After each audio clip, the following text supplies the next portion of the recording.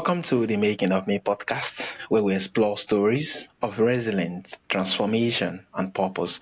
Today's guest is Lane Igoudin, a PhD author, professor, and adoptive dad, whose memoir, A Family Maybe Chronicle, The Joy, a Challenge, and Profound Lessons of Foster Adoption and Building a Family in Unconventional Way. Lane has written extensively on adoption, parenting, and mental health, sharing wisdom with the audience from NBC This Time, Show, NPR, and dozens of podcasts. Lane's stories is one of courage, creativity, and love, the journey of becoming parents and building a family against the odds while navigating life's unexpected twists and systematic challenge. I'm glad to be here. Thank you for having me, Benaya. Yeah, thank you so much, Lane. So, Lane, what were some of the challenges that shaped you into who you are today? It was actually a 3-year battle to keep the kids and to keep the kids together and to keep our family together. And I wrote a book about it called The Family Maybe, and I've been speaking quite a bit about that experience because I think that in a way our story sort of exemplifies what happens to many people who try to go into the foster system and adopt kids, and it's not exactly what you would expect. Yeah, amazing. So, Lane, what inspired you to write Family or Maybe? And what do you hope your audience will take away from it? Well, when we went into the process, we were certified, that we did the home study, we got the full, whatever they do, criminal background check, the house, basically, so it's all perfect. And we went into the system wanting to give a home to 1 or 2 children. And we live in Los Angeles, and Los Angeles has the largest foster system in the country. At the time that we went into the process, between 30 and 35,000 kids in Los Angeles County alone. That's a huge amount. About a quarter of all foster kids in California, and a large chunk of about 500,000 children without families in the United States. So we wanted to give a home to 1 or 2 kids. Almost from the very beginning, things started to go wrong. And that was something I wasn't really prepared for, and there weren't really many resources as to what to do, how to navigate the challenges, how to deal with them, and so I thought, okay, well, I'll start writing this down, and whatever the outcome will be, whether we'll get to keep the children, keep our family together or not, I would like to share this story because I was just really surprised about all the things that were happening, and there weren't that many resources to reach out for. Yeah, amazing. And I'm glad you're lending the voice to this. Amazing. So becoming a father through foster adoptions come with a unique challenge. How did this experience shape your relationship with your partner and family? Well, what's interesting is, so my husband and I have been together about 30 years, actually, 29 to be exact. And so we planned it, this was definitely very, what they call intentional parenting. So we wanted to expand our family, have a full family with a child or two. And it brought us closer together because it was just the two of us. We didn't have like extended family, grandmothers and grandfathers. We just didn't have that luxury. John's parents passed away, and mine lived in a different part of the state, so it was just the two of us. So we had to really kind of work together, basically raising two babies, two little girls, as it happened. And so I think it brought us together and gave us like a whole different dimension to the relationship. And what's interesting is that, in the LGBTQ community, being a parent was not really given. It was actually very rare when we went into the process. We were, I would say, probably in the first generation of out gay parents in the early 2000s. If there was a child in a household with a gay dad, it was usually the child from a previous marriage who was being raised by their gay father. So the fact that a gay couple would go to the county and taking a child from foster care wanting to adopt, it was relatively new.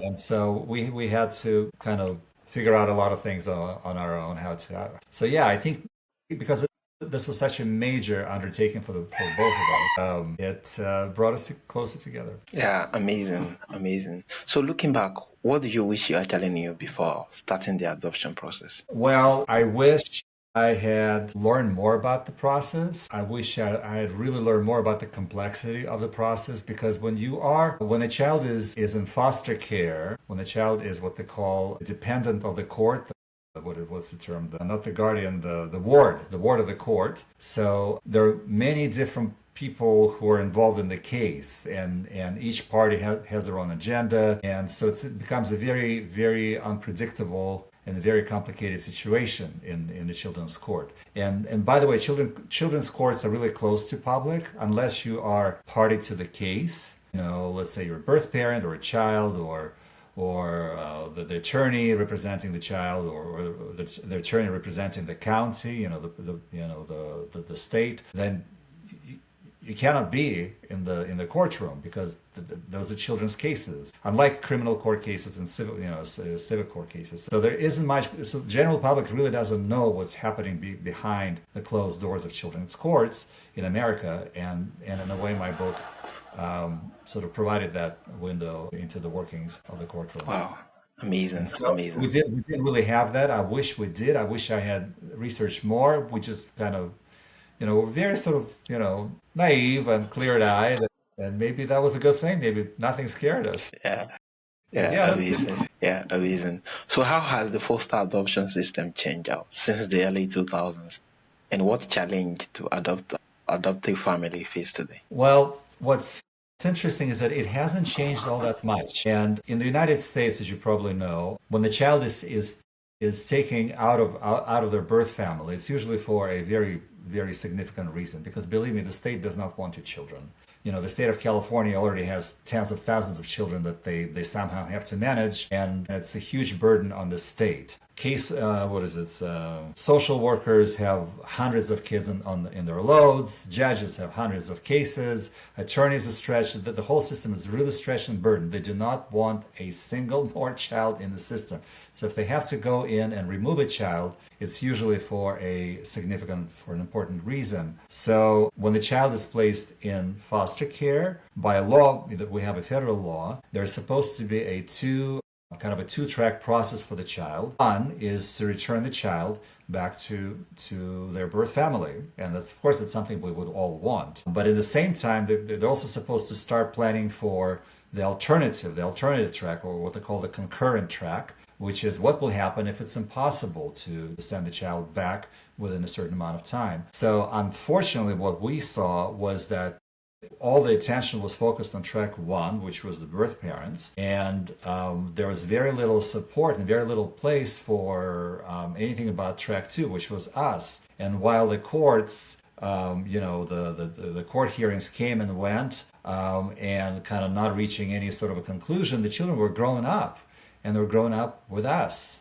And if you have children, you know that a week in the life of a small child, let's say 1 or 2 years old, is like a month. A month is like a year. So and our children were with us, week after week, month after month, and as it happened, year after year, with no resolution to their cases. And so in some ways, the system even got even, I would say, from what I hear, from what I read about, is even more focused on just the primacy of the birth family over what I believe should be the primacy of the best interests of the child. Yeah. Of course, birth children should be with their birth parents. We all believe that, but there are situations where it's not possible, for various reasons.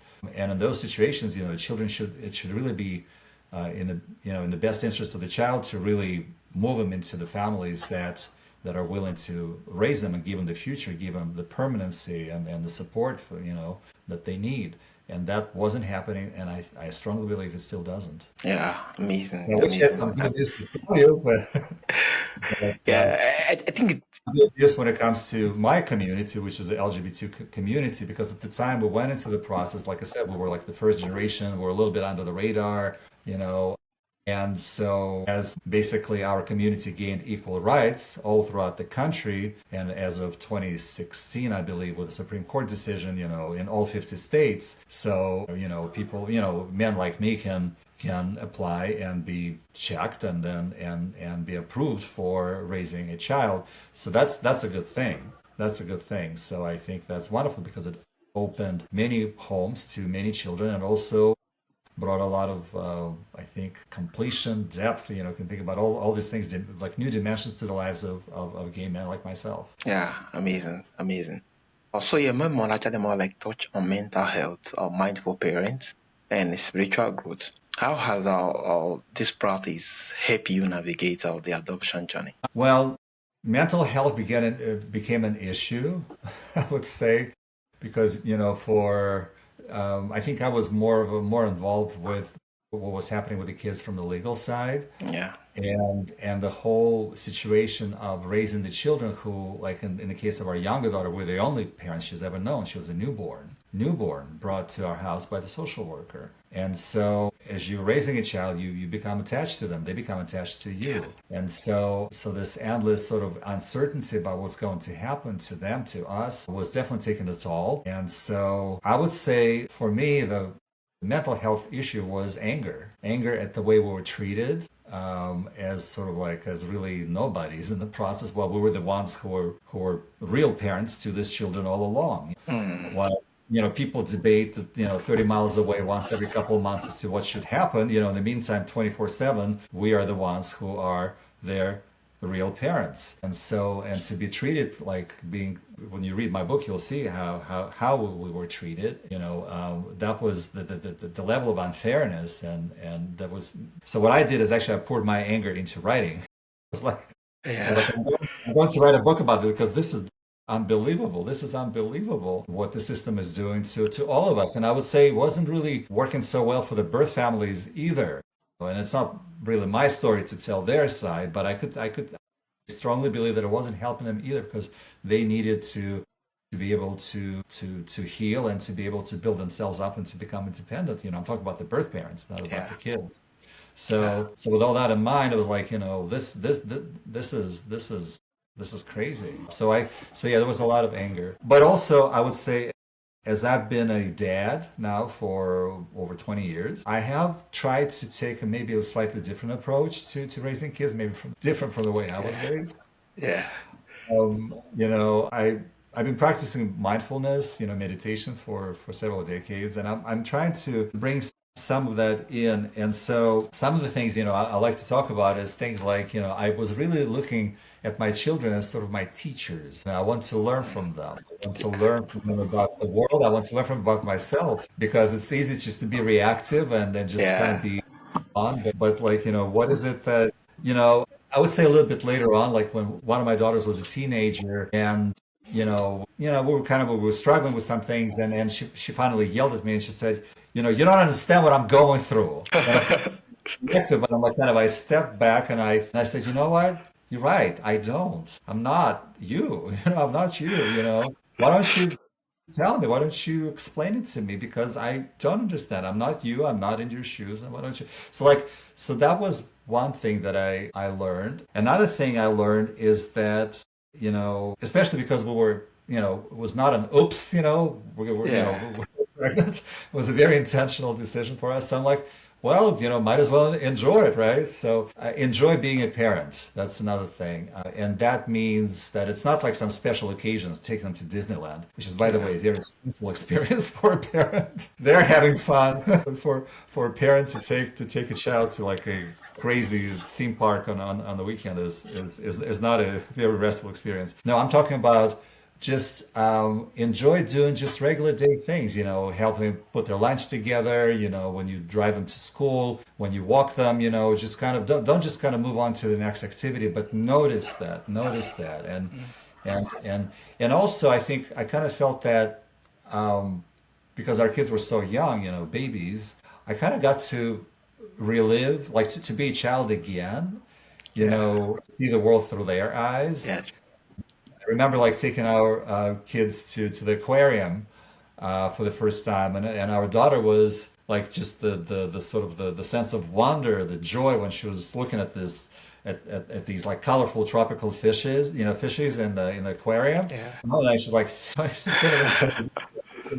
pointing her eyes were bugging, and I was like, oh my God, this is incredible. I'm looking like, yeah, I've seen tropical fish before, but like, wow, what is it like to see it for the first time? The colors, the yeah, the, the, the faces. So yeah, So yeah, I think those moments are really precious because that's what it's really about. Yeah, amazing, amazing. And I think it's really lovely being that raising kid, you have to kind of be present at every moment, so being able to actually enjoy it. And yeah, it's really amazing. You actually make reference of anger when you make reference of when you were writing your book. Can you share your insight on the creative process of writing your memoir and what worked, what didn't, and how it shaped you as an author? Wow, you've got a few questions in there, Vinaya. You got a couple of hours, we can talk Yeah. about it.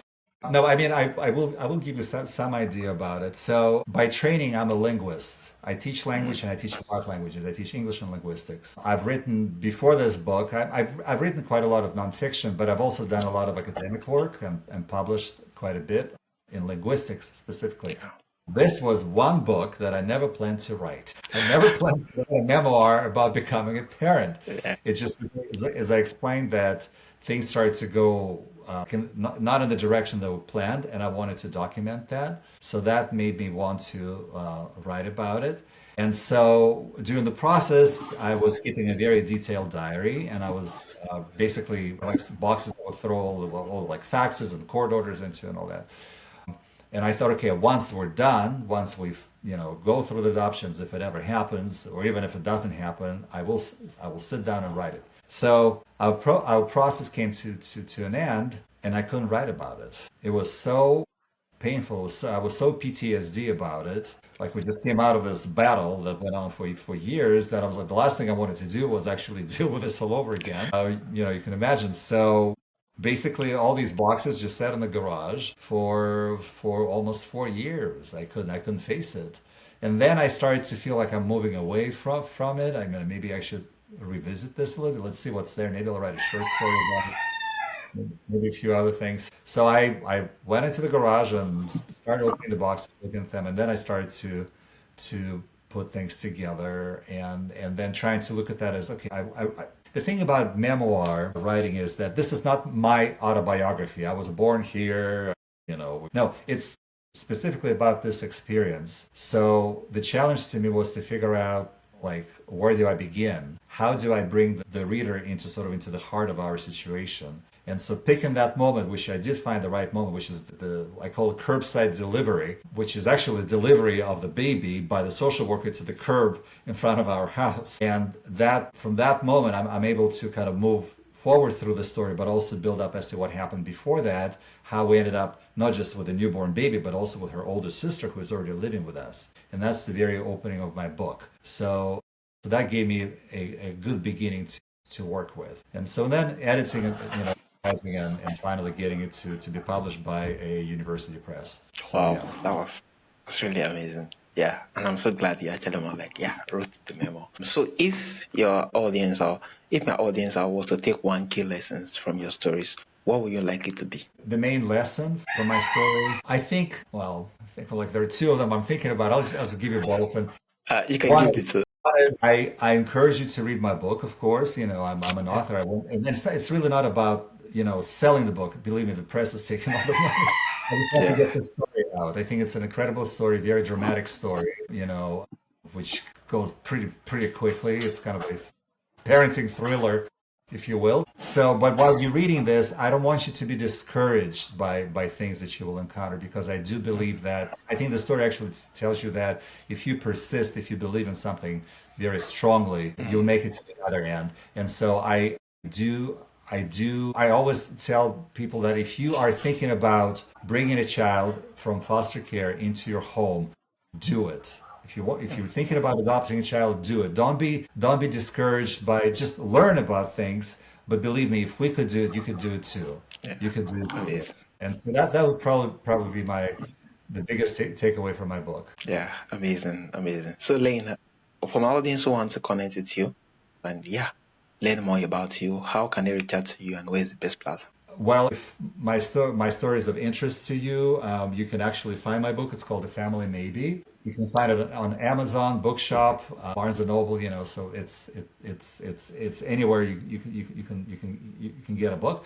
I have a very active website which is laneigoudin.com. So you can look me up there. I write also about spiritual things, spiritual growth, which is another interest of mine quite a bit. And also you can find me on Instagram or Facebook at Lane Igoudin, one word, and just follow and reach out. Reach out. I'm always just so delighted to hear from people who read the book and hear what they have to say about it. Yeah, amazing, Yeah. amazing. Reach out. Thank you so much, Lane Igoudin.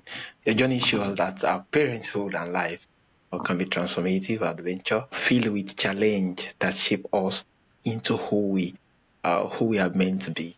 Your stories remind us that love, resilience, and intentional parenting can create Mhm. family, hope, changes against the odd. For anyone listening, I want to connect with Lane, Lane's memoir, A Family Maybe, or connect with him. Visit laneiguidin.com or grab your copy at Amazon. It's really a pleasure to have you on the show, Lane. Thank you, Benai. Thank you for having me on your show. This was really fun.